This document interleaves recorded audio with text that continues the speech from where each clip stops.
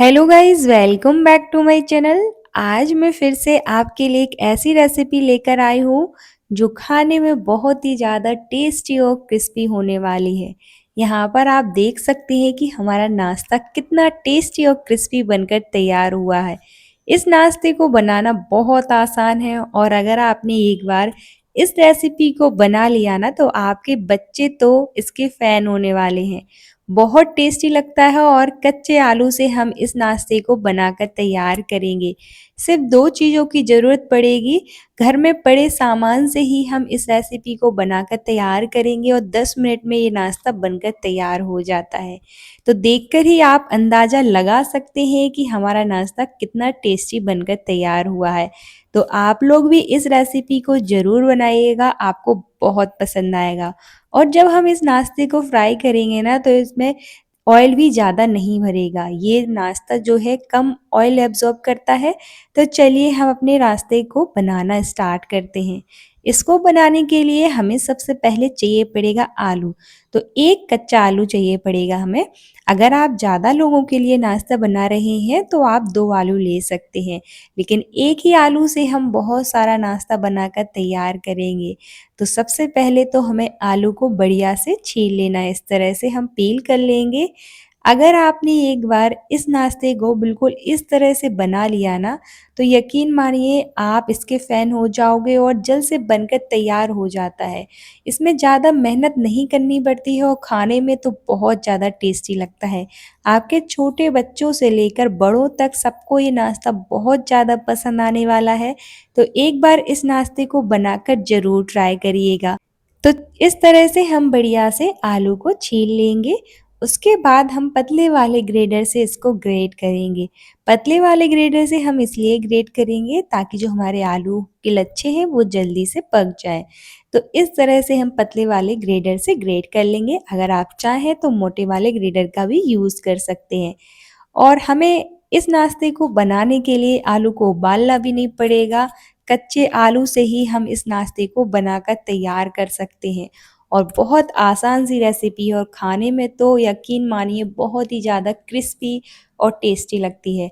Healthy भी होती है क्योंकि इसको हम पोहा और आलू से बनाकर तैयार करेंगे। तो मैंने यहाँ पर एक ही आलू लिया है, एक ही आलू से हम बहुत सारा नाश्ता बनाकर तैयार करेंगे। तो इस तरह से बढ़िया से हम आलू को ग्रेट कर लेंगे। देखिए ज़्यादा टाइम भी नहीं लगता है, ग्रेट करने में भी ज़्यादा टाइम नहीं लगता है और अब हम करेंगे इसको वॉश। तो 1 से 2 बार हम अच्छे से अपने आलू को वॉश कर लेंगे ताकि जो स्टार्च है वो सारा निकल जाए। तो चलिए अब हम अपने आलूओं को एक मिक्सिंग बोल में ट्रांसफ़र कर लेंगे। या एक बात का ध्यान रखिएगा कि आलू को जब हम ग्रेट करेंगे ना तो उसको ज़्यादा देर तक हम इस तरह से बिना पानी डाले नहीं रखेंगे। अगर आप इसी तरह से रख देंगे तो आलूओं में स्टार्च रहता है तो उससे हमारे आलू काले पड़ जाएंगे। तो तुरंत ही उसको ग्रेट करके हम पानी में डाल लेंगे और अच्छे से इसको धुल लेंगे। अगर आप इस नाश्ते को बाद में बनाना चाहते हैं, आलू आप ग्रेट करके रख रहे हैं तो उसमें पानी डालकर रखिएगा, नहीं तो आपके जो आलू हैं वो लाल पड़ जाएँगे और काले हो जाएँगे। तो इस तरह से आलूओं का पा अच्छे से धुलने के बाद हम सारा पानी निकाल लेंगे, फिर उसमें डालेंगे हम 2 चम्मच मैदा और 1 चम्मच कॉर्नफ्लावर और साथ ही में ऐड करेंगे हम यहाँ पर चिली फ्लेक्स आधी चम्मच और थोड़ी-सी कसूरी मेथी। टेस्ट के अकॉर्डिंग हम इसमें नमक डाल देंगे और साथ ही में हम डाल देंगे थोड़ी-सी इसमें कलौंजी। तो ये बिल्कुल ऑप्शनल है, आप इसको स्किप भी कर सकते हैं, लेकिन कलौंजी डालेंगे तो हमारा नाश्ता दिखने में अच्छा लगेगा।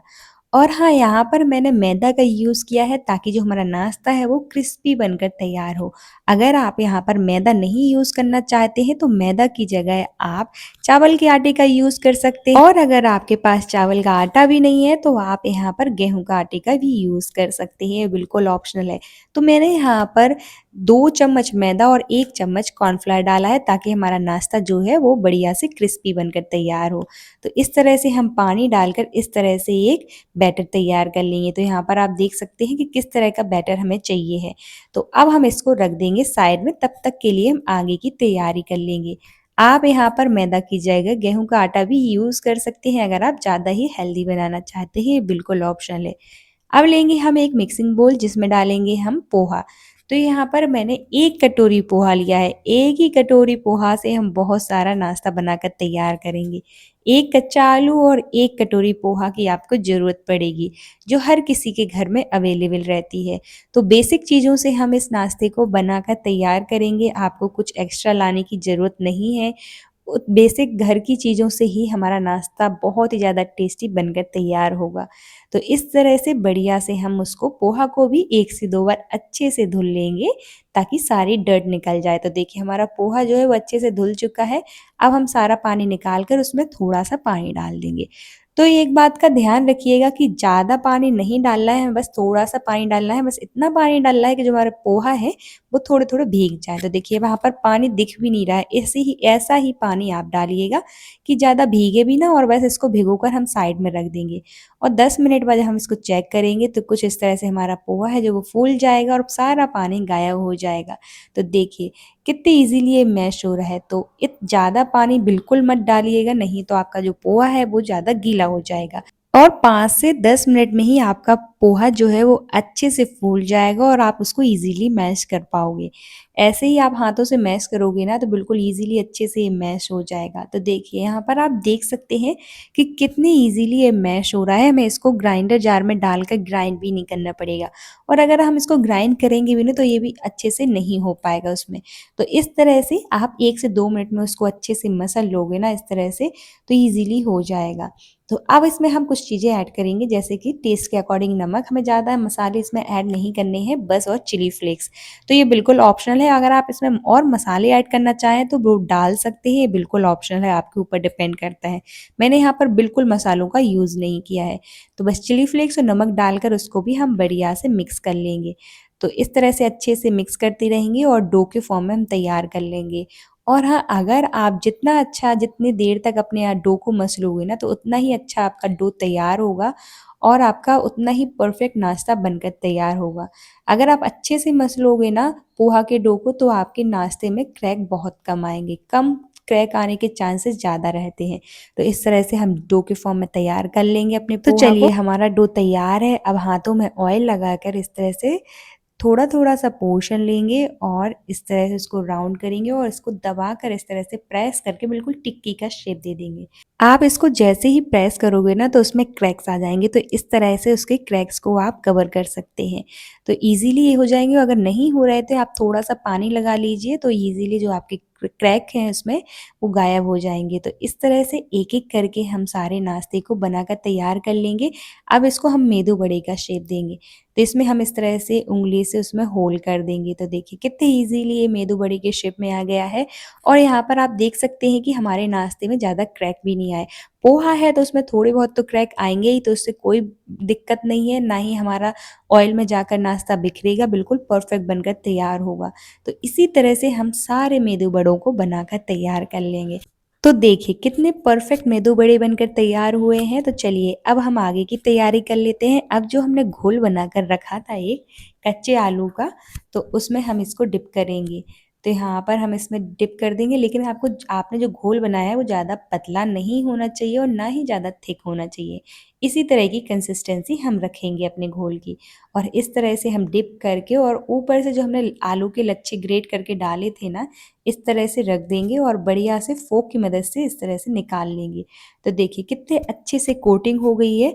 अब इसको इसी तरह से हम डिप करते जाएँगे सारे नाश्ते को, और डायरेक्ट हम इसको हॉट ऑयल में डालते जाएँगे। गैस का फ्लेम हम हाई ही रखेंगे, हाई फ्लेम पर हम इसको डालते जाएँगे। एक बात का ध्यान रखिएगा कि जो तेल है वो अच्छा ज़्यादा गर्म होना चाहिए, और एक-एक करके अपने सारे नाश्ते को डाल लेंगे जितने हमारी कढ़ाई या पैन में आ जाएँ। तो इस तरह से हम उसको मीडियम टू हाई फ्लेम पर अपने नाश्ते को बढ़िया से पका लेंगे। तो क्रिस्पी और गोल्डन ब्राउन होने तक हमें पकाना है इनको, ज़्यादा टाइम नहीं लगता है इनको फ्राई होने में, आप 3 से 4 मिनट में इसको फ्राई कर सकते हैं। और जैसे ही ये एक साइड से पक जाए तो हम अलट-पलट कर दोनों साइड से बढ़िया से इनको इस तरह से फ्राई तो कर लेंगे। तो एक बार आप लोग भी इस रेसिपी को ज़रूर बनाकर ट्राई करना, आपको बहुत पसंद आएगी और यकीन मानिए आपके बच्चे बहुत चाव से खाने वाले हैं इस नाश्ते को। बाहर की चीज़ों से अच्छा है कि आप उनको घर पर ही कुछ अच्छा सा टेस्टी और क्रिस्पी बनाकर खिलाएँ जो हेल्दी भी होगा और आपका इसमें ज़्यादा खर्चा भी नहीं होगा। तो देखिए कितना परफेक्ट नाश्ता बनकर तैयार हुआ हमारा। तो चलिए अब हम इसको निकाल लेंगे। इसका कलर भी बहुत अच्छा आ चुका है। तो देखिए कितना अच्छा कलर आया है और अब हम इसको सर्व कर लेंगे। तो आप लोग ज़रूर बनाना और कमेंट सेक्शन में बताना कि आपको रेसिपी कैसी लगी। Thank you for watching.